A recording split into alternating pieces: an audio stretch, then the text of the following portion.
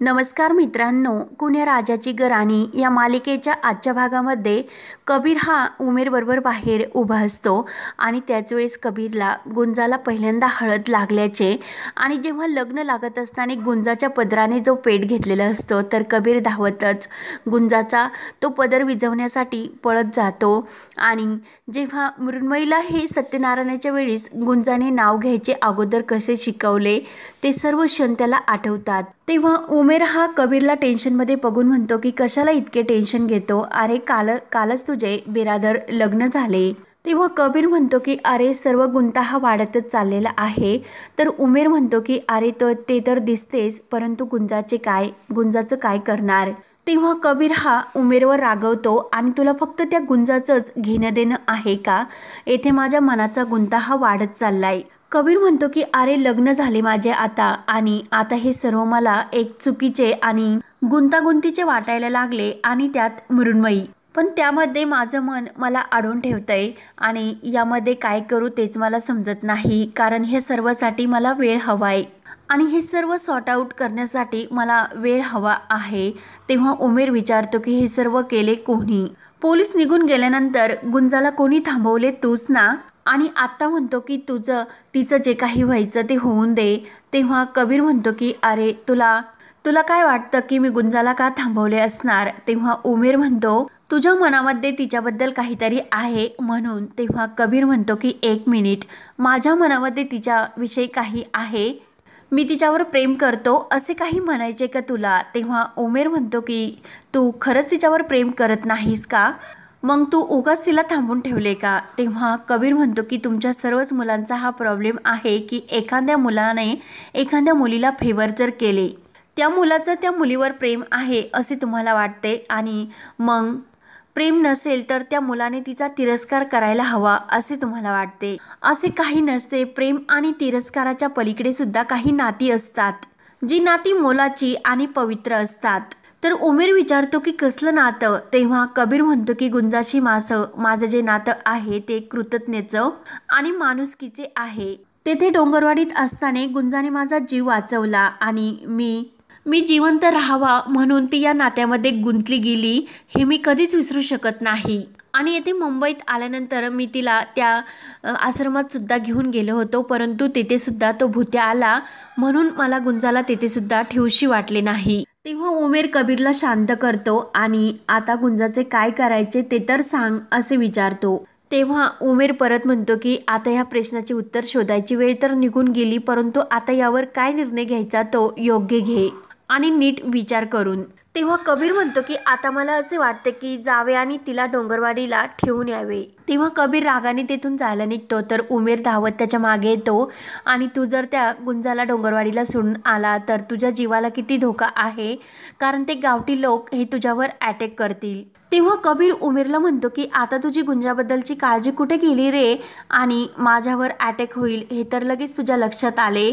तुमच्यात आणि माझ्यात विचार करण्याचा हाच फरक आहे की माझ्या जीवावरचा धोका आहे तो मी पत्करेल, पण ते लोक गुंजाबद्दल काय करतील, तिला मारून टाकतील, तिला तेथे वाचवणारं त्यावेळी कोणीही नसेल।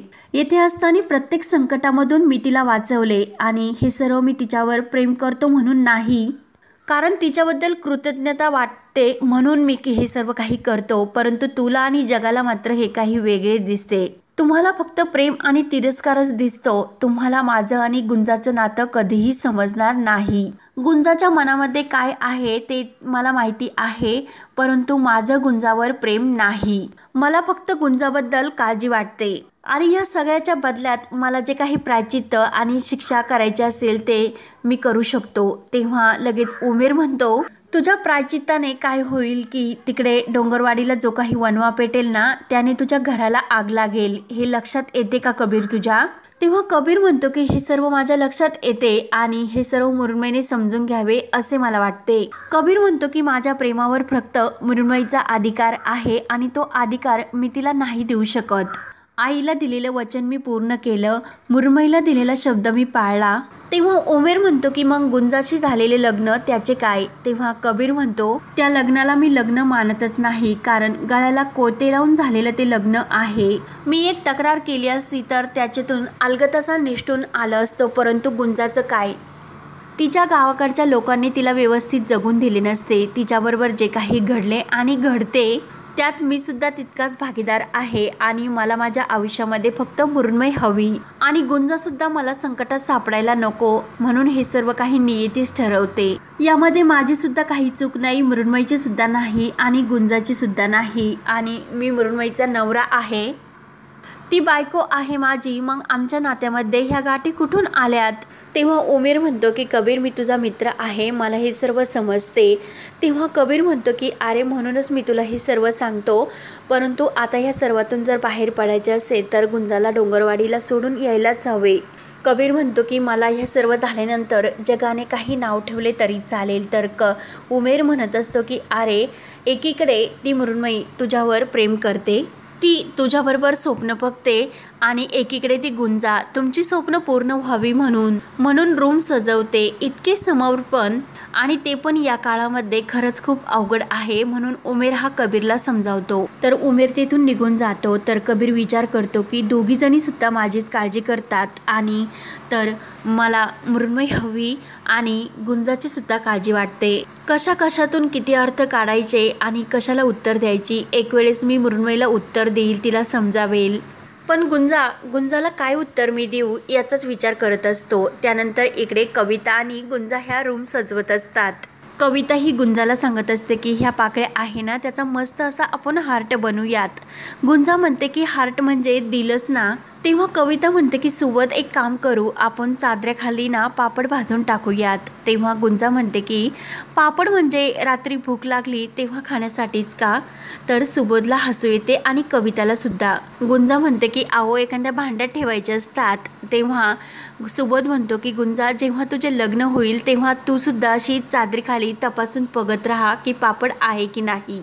तेव्हा कविता म्हणते की अगं चादरीखाली जर पापड लपून ठेवले तर नवरा बायको जेव्हा गादीवर बसतात तर चरकणी असा आवाज येतो, अर्धी रात्र तर त्यांची पापड गोळा करता जाईल। तर गुंजा म्हणते की शी बाई कसली ही पद्धत तुमची? कविता म्हणते की गुंजा याला पद्धत नाही तर मस्करी म्हणतात। तर गुंजा ते करत असते आणि मनात म्हणते की आणखीन मला यांच्यासाठी काय काय करावे लागणार। तेव्हा कविता आणि सुबोध त्या AC वाल्या माणसाला म्हणत असतात की पटकन AC चालू करून द्या, आजची रात्र सुद्धा खूप महत्त्वाची आहे, हा AC चालू व्हायलाच हवा। तेवढ्यात AC चालू होता। तर कविता ते बटन दाबते तर लगेच गुंजा म्हणते की खरंच किती गार आणि खरंच किती मस्त वाटते। तेव्हा कविता म्हणते की ओ मॅडम तो AC आहे ना तो मृण्मयीसाठी आहे, त्याची सवय करून घेऊ नका। तेव्हा गुंजा मनात विचार करते की मृण्मयी ताईंच्या गोष्टीची सवय मी कशाला लावून घेऊ। तेवढ्यात मृण्मयी आणि माया तिथे येतात। तर कविता म्हणते की तू कशाला आत्ता आली, तुला आम्हाला सरप्राईज द्यायचे होते। आणि कविता विचारते की कशी वाटते का रूम? तेव्हा मृण्मयी खुश होऊन म्हणते की खूपच सुंदर। तर इतकी छान सजवलेली रूम असते तरी माया सुद्धा ही नाव ठेवण्याचा प्रयत्न करत असते की काय रूम सजवली, काय ह्या फुलांच्या पाकळ्या आणि ही नकली फुले म्हणून। तर गुंजा म्हणते की आओ माया मॅडम खरंच किती छान रूम आहे आणि ह्या सर्व फुलांनी किती उठून दिसेल। तेव्हा माया ही नाव ठेवण्याचा प्रयत्न करतच असते। गुंजा म्हणते की ह्या फुलांना सुद्धा आपलं नाव काय आहे ते माहिती नसते, ती फक्त सुगंध देण्याचा प्रयत्न करत असतात आणि फूल कोणतेही असताना माणसाचं मन चांगले असल्यावर फुलाच्या सुगंधाने मन हे आपोआप प्रसन्न होते। तर माया गुंजा म्हणणार तोच मृण्मयी म्हणते की मम्मा मला तर फुलं आवडली ना, तर मग काय त्याचं इतकं, म्हणून ती मायेला शांत करते। तेव्हा मृण्मयी लगेच खुश होऊन गुंजाला म्हणजे कविताला मिठी मारते आणि समोर लगेच मायेला उंदीर दिसतो आणि ती जोरात असे उंदीर म्हणून किंचाळते। कविता म्हणते की आमच्या घरी उंदीर नाहीच आहे, तुम्ही काही पण बोलता। तर माया म्हणते की शटाप आणि मृण्मयी मागे लपते कारण उंदराला ती खूप घाबरलेली असते। तर गुंजा उठते आणि थांबा मी शोधते। मायाच्या ओरडण्याने लगेच कबीर आणि सुबोध सुद्धा धावत येतात। तर मृण्मयी म्हणते की अरे कबीर आपल्या रूममध्ये उंदीर घुसलाय। तेव्हा सुबोध विचारतो की कोणी बघितला का? तर माया म्हणते की मी।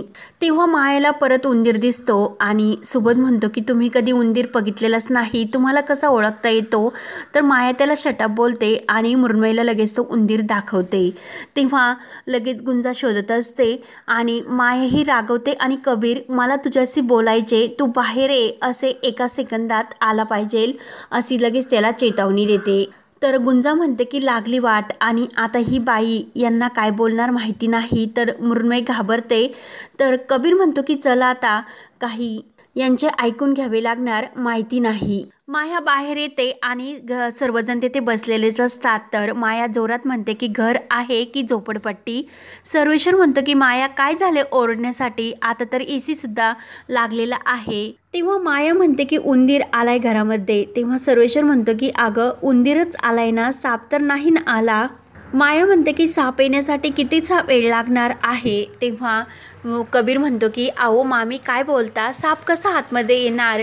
तेव्हा लगेच रागाने माया ही कबीरला म्हणते माझी मृण्मयी आता या घरात एक सेकंद सुद्धा राहणार नाही. तेव्हा मधू म्हणते की आओ वहिनी तुम्ही इतक्या टोकाला का जाता, आणि कविताला विचारते कविता अगं उंदीर कुठून आला. तेव्हा माया म्हणते की या घरामध्ये उंदीर आलाच कुठून. तेव्हा कबीर म्हणतो की आओ चाळीतले आहे आणि घुसला असेल कुठून तरी. माया म्हणते की आमच्या घराबाहेर सुद्धा बाग आहे आणि घराचा आणि बागेचा हे वर्षातून एकदा पेस्ट कंट्रोल करायचे असते. आणि काय मधुताई तुम्ही वर्षातून एकदा पेस्ट कंट्रोल करता की नाही. किचनमध्ये ही झुरळांची वरात आणि पालींची चुरचूर आहे वाटते. मृण्मयी म्हणते की मम्मा आता बास कर, कारण किती अति होते हे. तेव्हा मधू म्हणते की हो जे चांगलं आहे ते तुमच्याकडे आणि जे वाईट आहे ते आमच्याकडे असेच असते. तेव्हा माया म्हणते की मग तो उंदीर आलाच कसा. तर कबीर म्हणतो की त्याला आम्ही निमंत्रण वगैरे काही दिले नव्हते, तो आला कुठून तेच आम्हाला माहिती नाही. तेव्हा मात्र कबीरच्या बोलण्याचे सर्वांना हसू येते. तर माया ही जोरात छडापसे ओरडते आणि सर्वांसमोर टिंगल करतो की काय. तेव्हा सर्वेश्वर म्हणतो की अगं माया अगं तू तोल सोडून वागायला लागले तर टिंगलच होणार. तो जावई आहे आपला आणि हे त्याच्या घरचे, आश्रित नाही आपल्या घरचे ते. तेव्हा माया म्हणते की तुझ्या जावईची आई आहे ना ती आपल्या घरी आश्रितच होती ना. तर मृण्मयीला खूप राग येतो आणि हा भाग येथे संपतो. पुढील भागामध्ये मृण्मयी आणि कबीर आपल्या रूममध्ये एकमेकांच्या मिठीत असतात. तर मृण्मयी त्याला म्हणत असते की आय लव्ह यू म्हणशील का. तेव्हा कबीर म्हणतो की बोलायचे काय त्यात. तर मृण्मयी विचारते की कबीर तुला काय झाले. तेव्हा गुंजा दरवाजामध्ये धावतच आलेली असते आणि हे सर्व दोघांचे बोलणे ऐकत असते. तर कबीर म्हणत असतो की मृण्मयी मला वेळ हवाय. तेव्हा मृण्मयी म्हणते की अरे लग्न झाले आपले, तुझ्या मनामध्ये जे काही असेल ना ते स्पष्ट सांग. तर कबीर म्हणतो की माझ्या मनामध्ये एक गोष्ट सलते. कबीर रागाने म्हणतो की मी डिस्टर्ब आहे. तर मृण्मयीला धक्का बसतो. तर गुंजा ही सर्व ऐकते आणि मनात म्हणते की साहेबांच्या जिंदगीचा तू विस्फोट केलास ना, असे आपल्या स्वतःला ती दोषी ठरवते. तेव्हा आता पुढे काय होणार हे बघण्यासाठी आपल्या चॅनलला नक्की सबस्क्राईब करत राहा. धन्यवाद.